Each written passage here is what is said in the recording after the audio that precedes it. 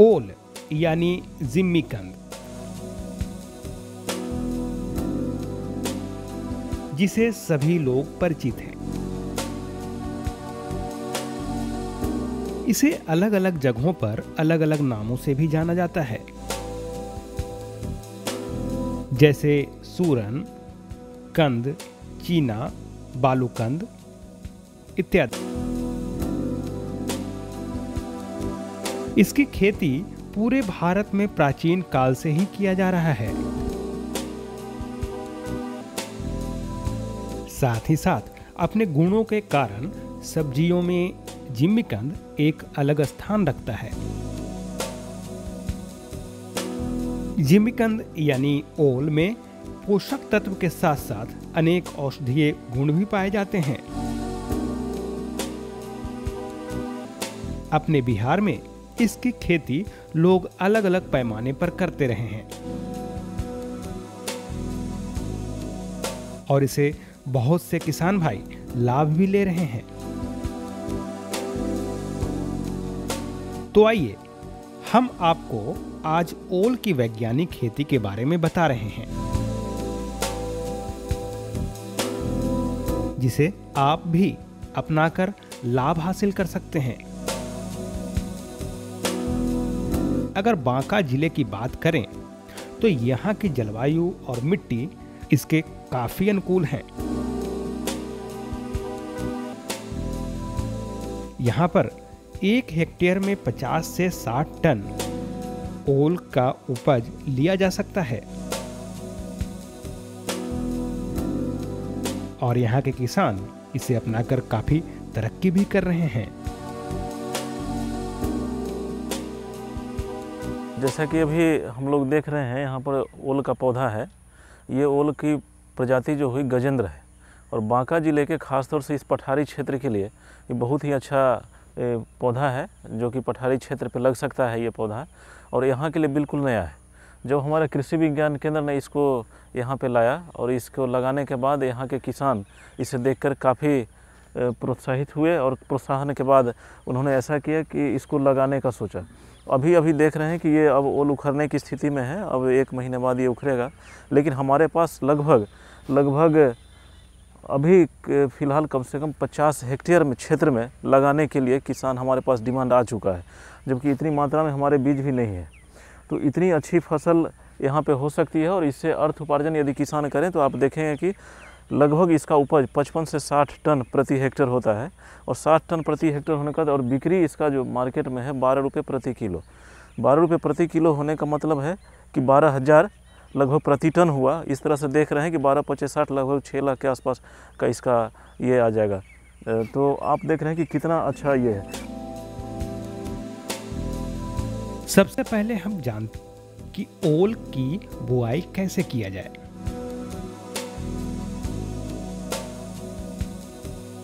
ओल का प्रवर्धन करने के लिए पूरा कंद या कंद को काटकर लगाया जा सकता है। अगर कंद छोटा हो तो उसे बिना काटे ही लगा सकते हैं और लगभग 500 ग्राम का टुकड़ा इसके बुआई के लिए उपयुक्त माना जाता है। लेकिन कंद को काटते समय ध्यान जरूर रखें कि प्रत्येक टुकड़े में कम से कम कलिका का कुछ भाग जरूर रहे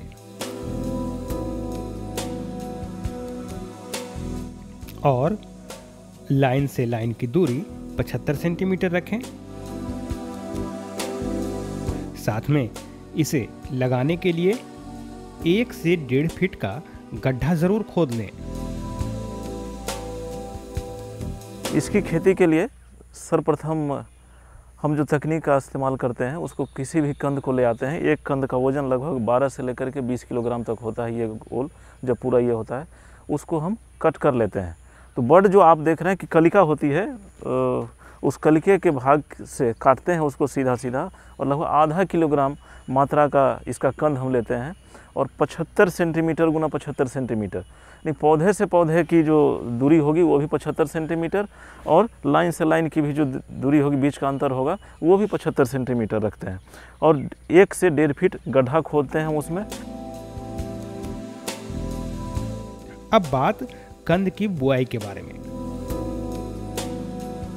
कंद को बोने से पहले कंदोपचार करना चाहिए। इसके लिए इस तरह के बर्तन या नाद लिए जा सकते हैं। इसमें कच्चा गोबर को घोल दिया जाता है।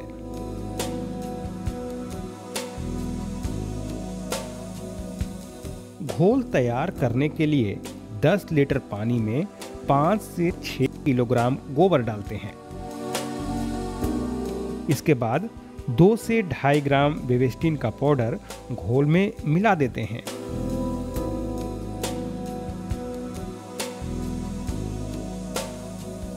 अब कंद को बनाए गए घोल में 20 से 25 मिनट तक रखकर छोड़ते हैं।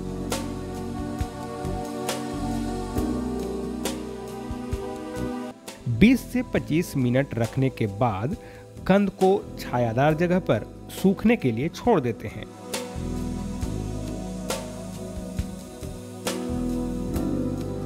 कंद के सूख जाने के बाद 1 से 1.5 फीट के खोदे हुए गड्ढे में डाल देते हैं।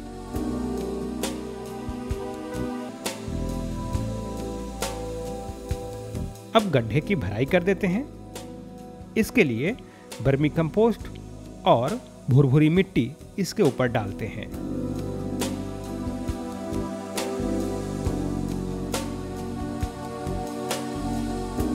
अब बीज उपचारित करने के लिए जहाँ पर हमने ओल का कंद ये किया है, 2 विधि है।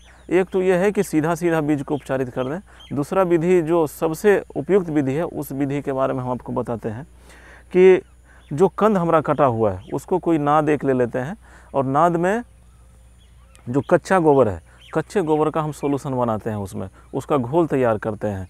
जैसे कि यदि 10 लीटर पानी है तो 5 से 6 किलोग्राम उसमें हम कच्चा गोबर डालेंगे 10 लीटर पानी में, और डालने के बाद उसको उसमें बेबिस्टिन या ये दोनों में से 2.5 से 5 ग्राम ट्राइकोडर्मा विरिडी या 2.5 ग्राम बेबिस्टिन उसको उस घोल में मिला देते हैं। मिलाने के बाद इस कंद को हम क्या करते हैं, उसमें डुबो देते हैं और 20 से 25 मिनट तक छोड़ देते हैं। छोड़ने के उपरांत उसको वहाँ से हम निकाल करके छायेदार स्थान पे सुखाते हैं।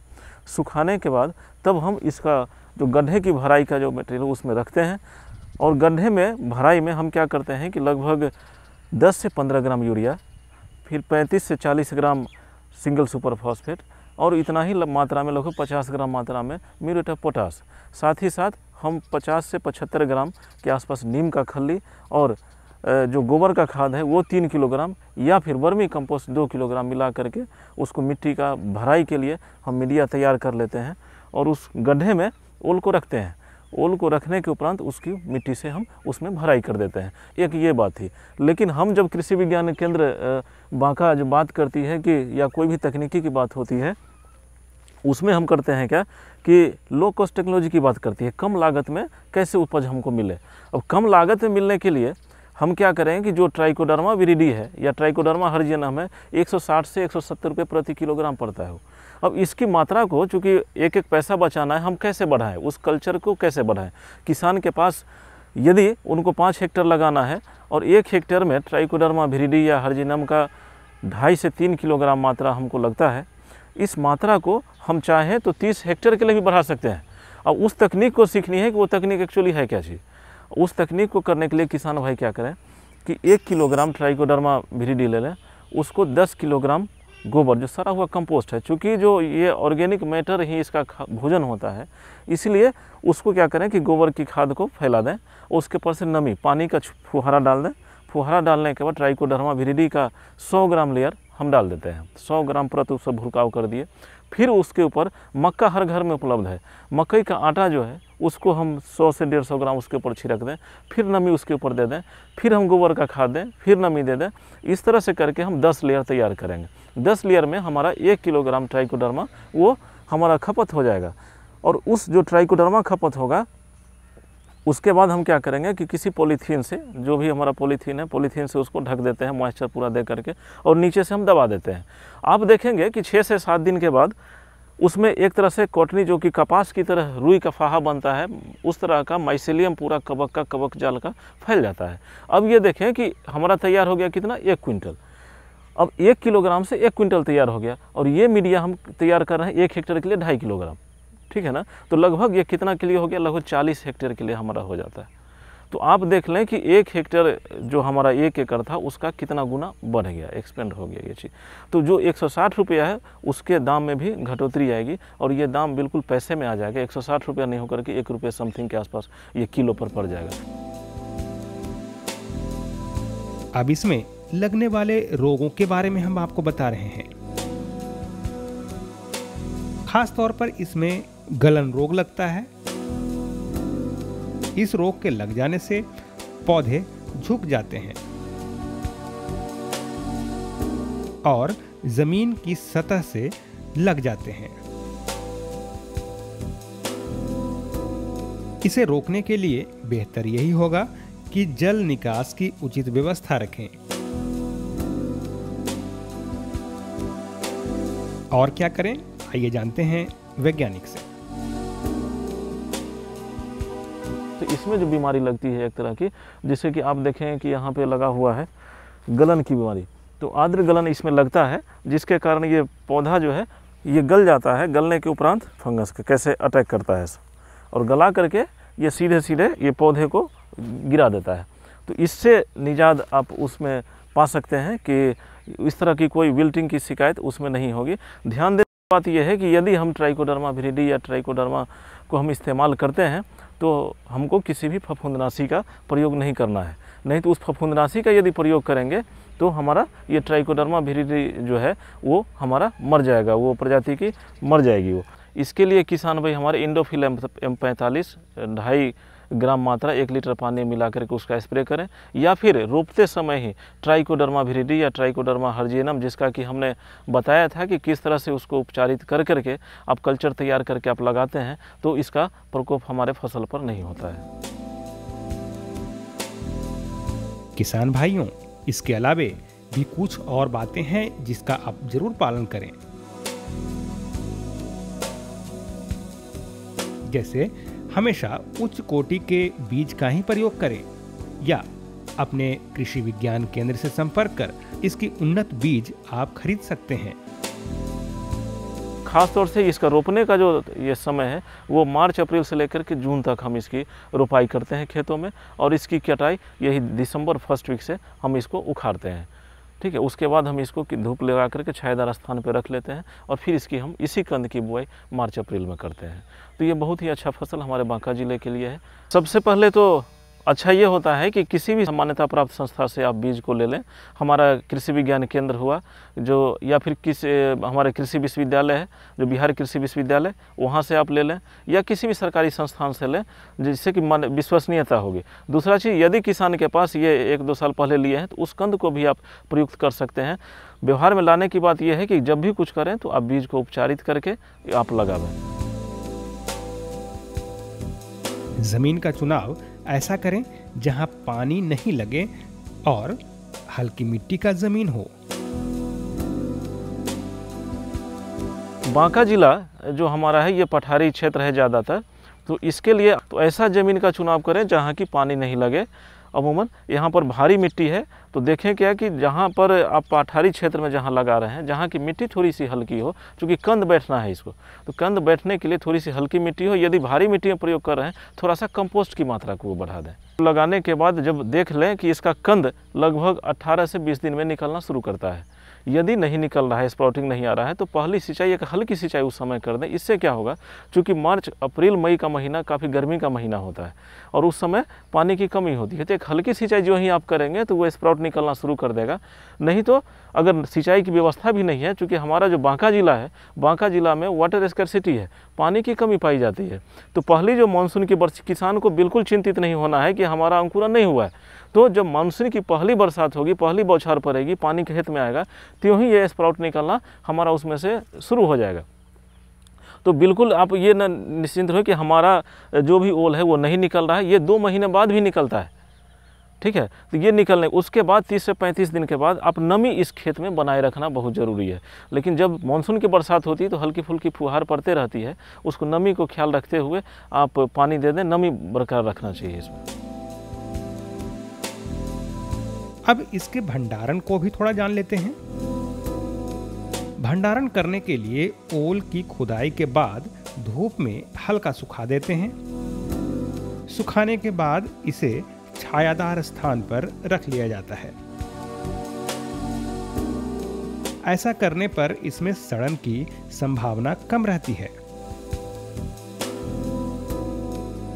इसका भंडारण करने के लिए क्या करते हैं कि ओल की जो खुदाई करते हैं, ओल की खुदाई करने के बाद हल्के धूप में वहाँ पे हम पहले उसको रखते हैं और धूप में रखने के बाद थोड़ा उसको कवरिंग कर लेते हैं और 2-3 दिन धूप लगाने के बाद फिर उसको छायादार स्थान पे स्टोर कर लेते हैं। इससे क्या होता है कि उसमें सड़न की प्रक्रिया जो होती है, जो सड़ने वाली बीमारी है, वो चीज़ में नहीं होता है। तो किसान भाइयों, है ना आपके क्षेत्र के लिए ओल एक वरदान। तो देर किस बात की, आप भी ओल की खेती करें और अपने क्षेत्र की जलवायु और मिट्टी का भरपूर फायदा उठाएं।